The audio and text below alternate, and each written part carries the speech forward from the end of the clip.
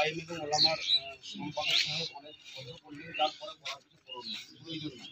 তো আমি শুধুমাত্র একটা ছোট্ট করে কথা বলে দিই। আমাদের যে ভাইগুলো এখানে নির্যাতিত হয়েছে সামনেই বসে আছে এবং গ্রামের মানুষ আপনারা আছেন, আমরা বলবো যে আপনারা কোনো সময় নিজেদেরকে একা ভাববেন না। আপনাদের সঙ্গে আমরা আছি এবং পশ্চিমবঙ্গের অনেক সংগঠন দেখা করতেছে, তেনারা আছেন। পুরো পশ্চিমবঙ্গের মুসলমান আছে, ভারতের মুসলমান আছে এবং শুধু মুসলমান নয়, আমরা কয়েকজন হিন্দু ভাইয়ের এখানে কথা বললাম। তো আমরা দেখছি কি যে কয়েকজন হিন্দু ভাই আমাদের বলে রাস্তায় গাইড দিচ্ছিলেন। তো ওনারা বলছেন কি সবাই তো ভালোবাসেন না, তো জাতি ধর্ম বর্ণ নির্বিশেষে যারা ঘৃণাকে সম্প্রদায়কে ঘৃণা করে সেগুলো প্রত্যেকটা ধর্মের মানুষ আপনাদের সাথে। এই জন্য হতাশ মুঠি ভাববেন না। আপনাদের যত রকম অসুবিধা আছে আপনারা এখানে আমাদের সাহেব ফোন নম্বর দিয়ে জানাবেন, ইনশাল্লাহ আমরা সেই উপরে আপনাদের আপনাদের আগামীতে যদি কিছু হয় সেটা আইনত মানে গণতন্ত্র পদ্ধতিতে যতটা সম্ভব আমরা সেই ব্যাপারে ইনশাল্লাহ পুলিশের দ্বারা আমাদের ছিল। আর বর্তমানে ভারতবর্ষে আমরা সংখ্যালঘু, কিন্তু ইনশাআল্লাহ বিজয় হকের।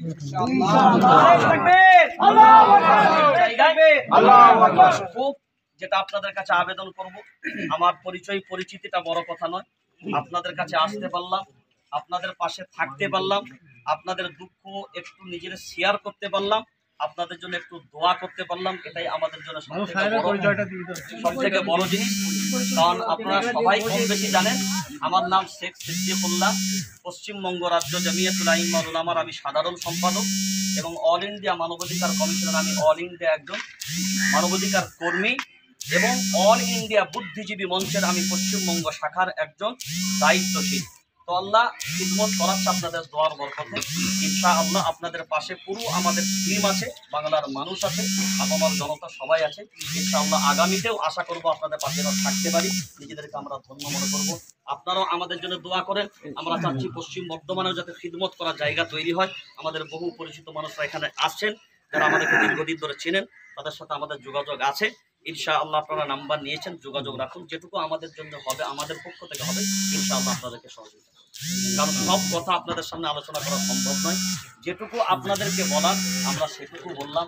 যেটা আমাদের আভ্যন্তরের ভিতরে পেটে থাকার কথা এটা পেটে রাখলাম, আর যেটা যেখানে বলার কথা সেখানে বলার জন্য তুলে রেখে, এতে যেন কারোর কোনো কষ্ট না পেতে। হয়তো অনেক কথা আমি এড়িয়ে গেলাম, তার একটা কারণ আছে, তো সেটা সেই জায়গাতে আমরা বলবো ইনশাআল্লাহ। ভাইদের সাথে আমরা দীর্ঘক্ষণ কথা বলেছি, তবে ওনাদের কথা শুনে আমরা এতক্ষণ বলতে পারি ওনারা লিগেলভাবেই ছিলেন এবং প্রশাসনের পক্ষ থেকেও আমরা পেয়েছি এনাদের পক্ষে কোনো রকমের দোষ কিন্তু কোনো প্রশাসন দেয়নি। এটা আমাদের জন্য একটা ভালো দিক। তো আলহামদুলিল্লাহ, আপনাদেরকে আল্লাহ ভালো রাখুক, সুস্থ রাখুক, সবাই ভালো থাকেন গ্রামের মানুষ। আমরা একটা ছোট্ট দোয়ার মাধ্যমে इंशाल्लाह।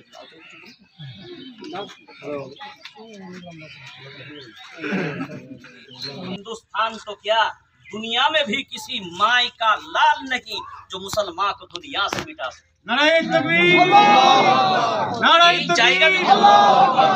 আর এই আকীদা এই ভরসা যদি আমাদের থাকে, নিঃসন্দেহে প্রত্যেকটা জিনিস আমাদের বিজয়ের লক্ষ্যে আমাদেরকে পৌঁছাবে। তো সেই জন্য আপনাদের পাশে আমরা আছি। আগামীতেও যখন কোনো রকমের কোনো জিনিস ঘটে, কোনো জিনিসের যদি অসুবিধা হয়, আমার কন্ট্যাক্ট নাম্বার আপনাদের দায়িত্বশীলদের দিয়ে গেছি। অসুবিধা নাই। যদি কোনো আইনি পরামর্শের প্রয়োজন হয়, আমরা ইনশাআল্লাহ আপনাদেরকে আইনি পরামর্শ আইনজীবীদের মাধ্যমেও যেটুকু সম্ভব হবে আমরা আমাদের পক্ষ থেকে ইনশাআল্লাহ আপনাদেরকে দেওয়ার চেষ্টা করব। তবে আজকের কিছু আপনাদের এলাকার কথা শুনে প্রশাসনের কথার সাথে আমার একটু অমিল মনে হচ্ছে, সেগুলো ইনশাআল্লাহ এখান থেকে বেরোনোর পরে আমরা প্রশাসনকে ফোন করব। আর যে কথাটা মসজিদে বলেছি ওই কথা এখানে বললাম না। মসজিদের দায়িত্বশীলদেরকে যে কথাটা বলেছি আপনারা ওইটা আপনাদের মতো পালন করবে। জনসাধারণ আম পাবলিক আমরা এখন ধৈর্য ধারণ করব, আর কারোর প্ররোচনায় পা দেব না। এখন অনেকে আসবে, অনেকে ইন্ধন যোগাবে, অনেকে অনেক টোপ দেবে, আমি তাও বলে দিচ্ছি অনেকে অনেক টোপ দেবে, কারণ এই ঘটনা খুব সেনসিটিভ ভাইরাল ঘটনা এখন।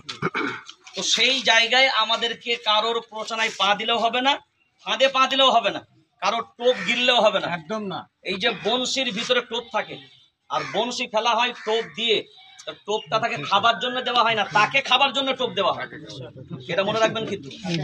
এটা আমাদের একের জন্য, কওমের স্বার্থে, জাতির স্বার্থে আমাদেরকে ঐক্যবদ্ধভাবে, তবে গ্রামের সমস্ত মানুষকে বলবো, আপনারা এই মুহূর্তে এক হয়ে থাকবেন, একজোট হয়ে থাকবেন। আপনাদের মাঝখানে যেন কেউ ফাটল ধরাতে না পারে, কোনো বিভাজন, যা হয়েছে ভুলে যান, বাস আমাদের একতার দরকার। আর আমাদের আজকের এই দুরবস্থার মূল কারণ হলো আমাদের বিভাজন। যদি আমাদের ঐক্য থাকতো, গাজারবাসী যদি ৭০,০০০ হামাস বাহিনী যদি পৃথিবীর বিশ্ববাসীকে কাঁপাতে পারে, তো ভারতবর্ষের ৪০ কোটি এই ইমানি তৌহিদি জনতা তারা এত দুর্বল? দুর্বল নিজেদেরকে মনে করলে দুর্বল, আমরা সাবলীল মনে করলে আমরা সবল। কারণ মনে রাখবেন, ওহুদের প্রান্তরে বিজয় আমাদের ছিল, কিন্তু সংখ্যায় আমরা কম ছিলাম।